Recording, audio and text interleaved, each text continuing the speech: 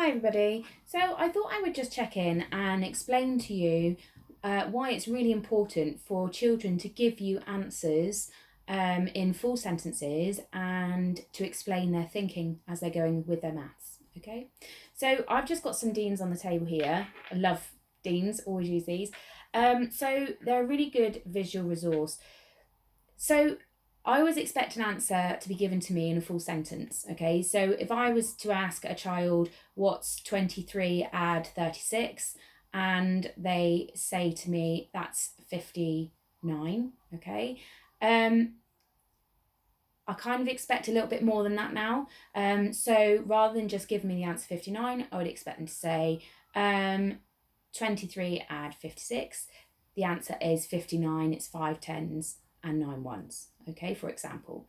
And then I'd ask them to link back to the image, okay? So for anybody else that's in the group, that's going to really help support their understanding of what's going on. But it also just clarifies it in the mind of the person who's given me the answer as well, okay? So let me show you and demonstrate that to you for a minute. Okay, so here on the table, I've got the Deans and I've got laid out 1, 2, 3, 4, 5 tens and 4 ones. Okay, so this as a number is 54.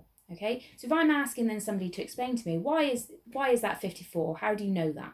Okay, so the sort of answer I would expect is for them to say, well, in 54, the answer you've got 5 tens, and we can see that here. So here are the 5 tens. That's the first digit.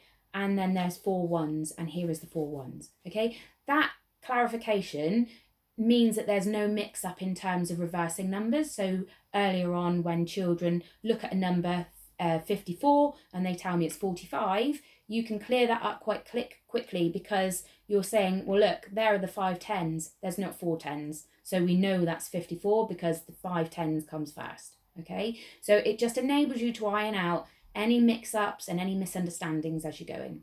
All right, so let's just have another quick look at another one. So here's a different number. Okay, so I might say to a child, can you tell me what that number is? So they'll say it's 25 because, and then you're expecting them, and they soon pick it up and they get used to saying because when they're giving me an answer. So this is 25 because there are 2 tens and 5 ones. Okay, so I might then go on a bit further and say, why isn't it 52?